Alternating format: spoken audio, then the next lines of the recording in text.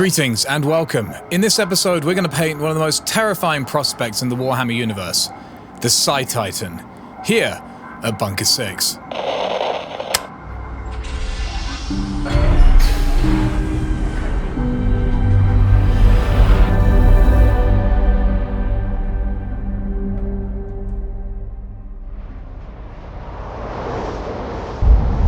Before we start any painting or even assembly, we need to make sure that the feet and legs all line up nicely on this Unreal Wargaming base that came with this particular painting commission that I had to do. As you can see, I am drilling into resin. Make sure that you're wearing a mask or something just to make sure that dust gets nowhere near you, as resin is not stuff that you want to be breathing in. I'm lining up the pin to make sure that it doesn't go into the ankle joint but just sits flush with the bottom of the foot pad, and then cutting the pieces correctly and gluing them into place. I'm using Gorilla Glue gel variant, but you can use the liquid version, it doesn't really matter, or even use epoxy putty or something else. Now this is a really crucial step. You want to make sure that everything is lining up correctly with your legs, because this particular base has ruins that jut up into the middle of where the model is supposed to be standing. So you want to make sure that nothing's going to be getting in the way of each other before you start committing to gluing things permanently. The legs are being held in place at the ankle joints by post-attack for now. That's just a temporary measure because I wanted to just make sure the hips and legs were all lined up first before I committed to gluing the legs to the feet pads. This is a bit of a tricky step, but just make sure you keep your hands nice and still, and eventually things should set in place. Once they were, I then moved on to attaching the legs to the ankle joints. To be clear though, the feet themselves are not permanently glued to the base yet. We still want to be able to take those off to make painting much easier. They're just being held in place temporarily just to make sure that everything lines up correctly on the base, so we don't have to worry about getting things wrong and misaligned later on. And one of the most vital steps is the sub-assembly for me, and so I'm just going to show you here all the different points with which I was comfortable finishing assembly before I started painting. I think that sub-assembly is a vitally overlooked point sometimes, and this just makes things a lot simpler to paint and much more manageable for a project rather than trying to paint a completely assembled model. You have way more control and much easier to handle a model of this size when things aren't fully assembled as well. So just pause the video and just reference all the different sub-assembly points if you so wish. And just as a quick aside, every single color that is painted in this tutorial is on the model and no additional colors were used off camera. I skipped showing painting the model in black primer because that's pretty obvious. Just use any black primer that you want. I then moved on to base coating all the areas that are going to be black armor panels in Corvus black, and then I moved on to the first highlight, which was Mechanicus standard grey, and then I went in with a Vallejo model color light grey just to accentuate those highlights. The reason we're trying to accentuate these highlights is because we're going to be covering them in Abaddon black and Lupercal green later on with an airbrush. I just want some of that highlight to still cut through. I thought I would show all of the particular panels that had this treatment across them in this next shot, so just pause the video and you can see exactly which ones to paint this way. Then we're going to put Lupercal green and Abaddon black over the top as a 50-50 mixture, just on those highlights to really make this black have a nice strange green tinge to it. And once that was finished, I then moved on to base coating all of the parts of the model that required a base coat in red. Now that initial base coat can be quite dark because of the black base coat, so we're going to be going over it with a transparent red, as you can see here, and it gives it that sort of London bus bright red finish, which is exactly what I'm looking for. Now this is a pretty easy step. We're just going to go over everything that requires metallic silver with an airbrush. And all the parts that I couldn't do with an airbrush, I went in with a paintbrush. Like sections like this, because obviously airbrush creates overspray and I didn't really feel like masking everything off. The same principle applies with the brass sections as well. If I could use an airbrush, I would. If I couldn't, then it would be straight back to the paintbrush. For all these big sections, it was very easy to go in with an airbrush, but for some of the trims on all of the panel sections, I obviously had to go in with a paintbrush. I'm going to show you all of the different pieces of trim so you have a reference for your own model.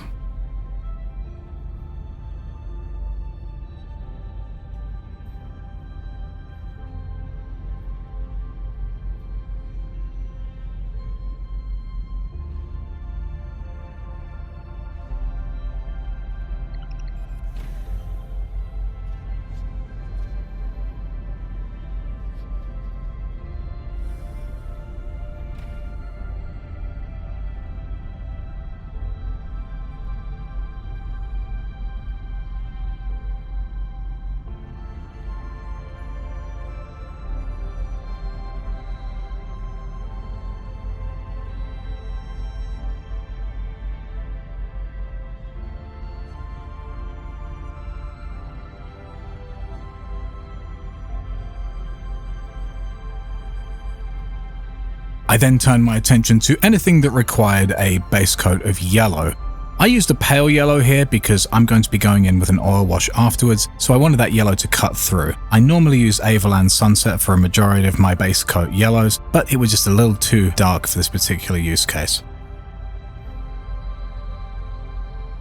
We're now going to be going over the base coat yellow with this transparent yellow, and as you can see, it goes from kind of a pale pasty yellow to a really rich and vibrant yellow instead. It looks really good, and it's going to cut across really well when we put the wash over the top.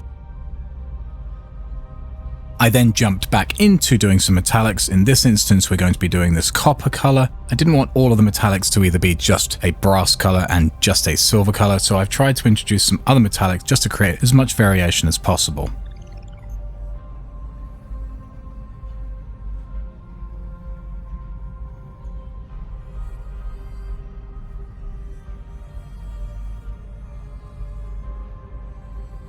I then turn my attention back to the reds, now focusing in on highlighting. On these jewel or light sections, I'm just making sure that I reduce the area with which I cover when it comes to adding the highlights in, making sure I get smaller and smaller the brighter and brighter each highlight gets.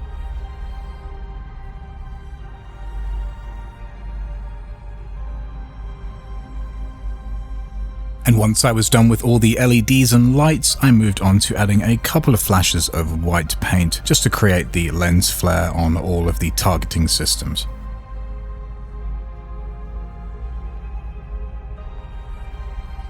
I then painted these leg pipes in Lubrical green.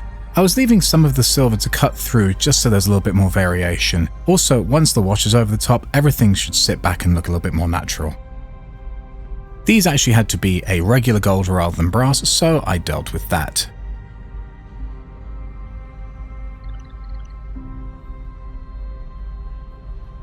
Then it was time to take on those wonderful hazard stripes, which are always a lot more fun when you have to do them around a cylinder. Just make sure that you don't press down too hard with your brush, otherwise you'll create a really thick line and a super thin line as you pull that paintbrush around the tube. Best thing to do is just be light the whole time and then build up the black stripes slowly. And if you make any mistakes, you can always go back in with the base yellow and transparent yellow to tighten up any of the black stripes later on. Any areas that was still painted in Corvus black and needed highlighting, I addressed that with a little bit of Dark Reaper.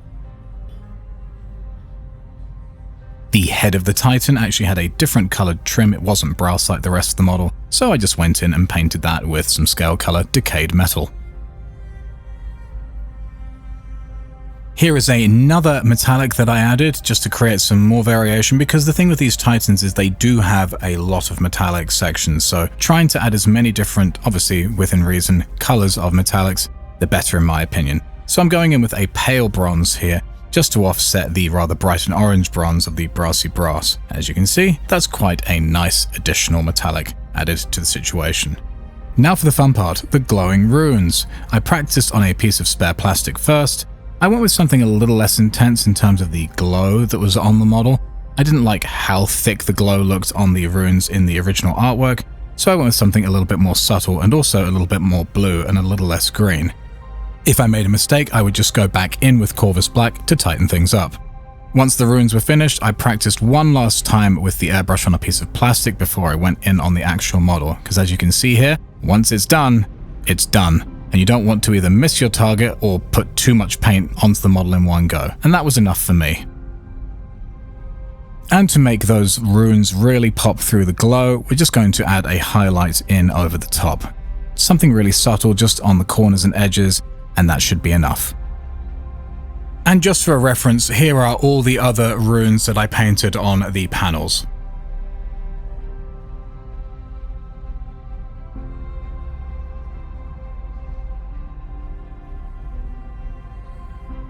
Now I'm using a contrast paint to add a little bit more emphasis to the rivets on the trim sections, rather than Agrax Earthshade, because it seems to pop just a little bit more for me. The only mistake I had in applying the transfers in this stage was not gloss varnishing the base coat of the shoulder pad first. I didn't know I was going to need to do that. Sometimes I can just put a transfer down and it doesn't affect the paint whatsoever. But in this particular case, the water was creating some serious tide marks on the shoulder pad. So if I had put gloss varnish down first, that would have alleviated this issue. But my workaround was actually just to cover the entire shoulder pad in more water to try and reduce the tide marks, and then I gloss varnished over the top. Then I put some matte varnish over the whole thing just to try and neutralize the issue. And it did work in the end. But back to the transfer, we're just trying to manipulate the transfer so it starts matching the curvature of the shoulder pad, adding some mark fit from Tamiya just to really soften up the transfer, and then going in with a gloss varnish to make sure that transfer is going nowhere and we get rid of some of the tide marks along the way. Then I went in with some AK Interactive Ultra Matte Varnish to dull everything down.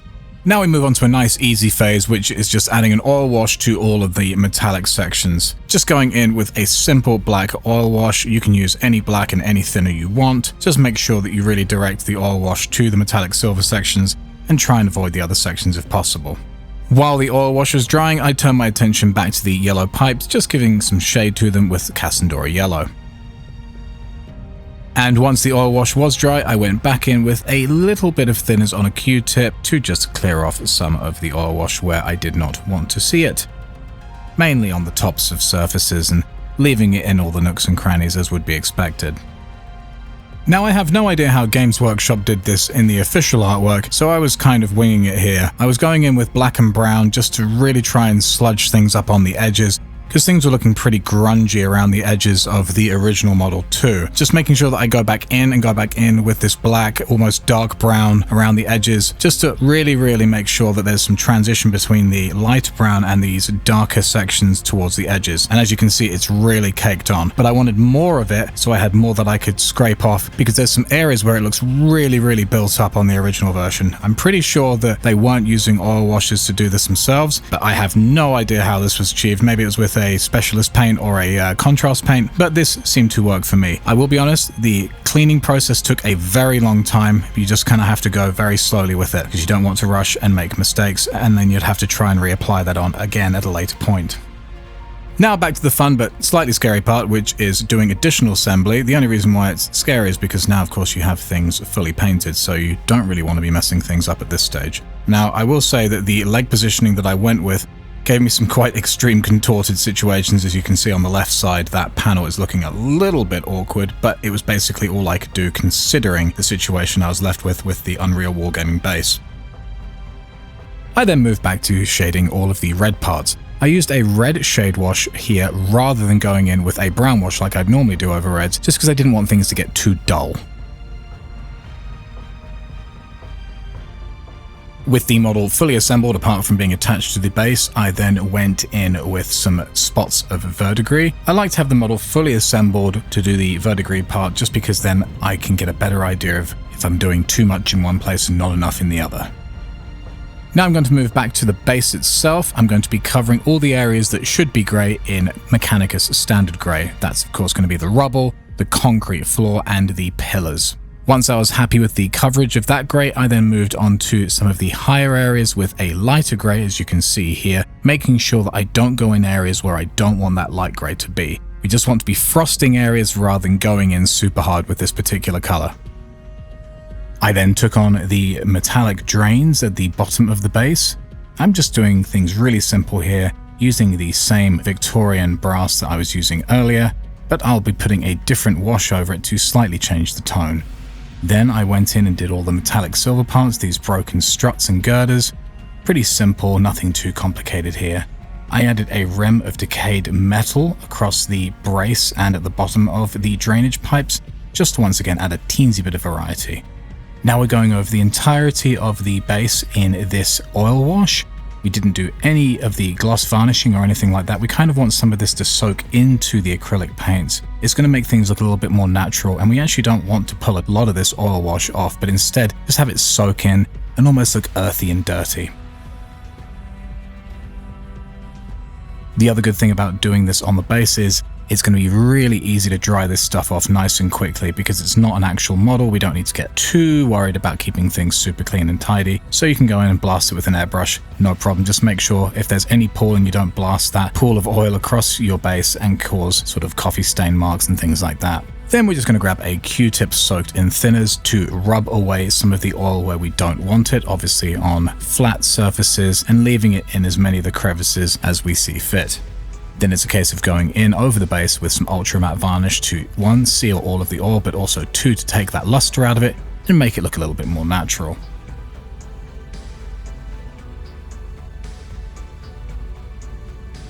Once the varnish was dry, it was a case of moving on to our first stage of dry brushing. We're going to be doing a sharp debone, really trying to pull out any hard edges and surfaces that require a little bit more brightness to them. Try not to push down too hard on the dry brush, instead just scrape across the surfaces of these objects and try to avoid having too much paint on your brush at any one time. You always want less on your brush because if you make a mistake, it's going to be really difficult to fix at this point. Once that stage was done, it was a case of moving on to our final and brightest dry brush, really just pulling out the highest corners and edges that we want to accentuate. I do recommend going even lighter with your brush work than you were on the previous stage, because we really just only want to focus in on small areas at this point and don't want to be putting bright areas clearly where they shouldn't be. This next stage you can completely skip if you so wish. It's just a mossy green enamel paint effect, and I really like using it on buildings. It's pretty much set and forget, paint it where you want it, where you'd expect moss to accumulate, and it is done. You can go back in with some additional dry brushing if you want to set it back a little bit if the effect's looking a little bit too strong, but I was happy with how everything looked. These little flashes of green just give something else for the viewer's eye to latch onto and make the setting feel a little bit more lived in. The pipes were looking a little bit too clean, so I just added an additional brown wash over the top of them. That is not the oil wash, but an acrylic wash instead, just to give a little bit more visual interest and variation. One thing I recommend is attaching the Titan to the base after you've painted the rim of the base black, rather than having the Titan attached to the base first. That was the only slight hiccup that I made. Attaching the Titan was a little bit tricky, but I got there in the end. And then it was just a case of filming the presentation.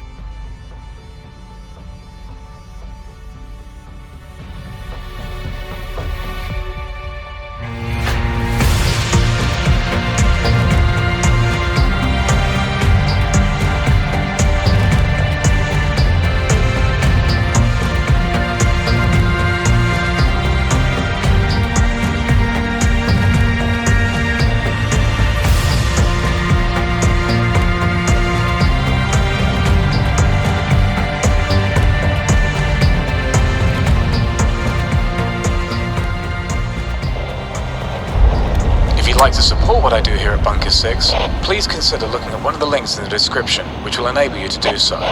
Thank you so much for watching, and until next time, I'm Vincent signing off from here at Bunker 6.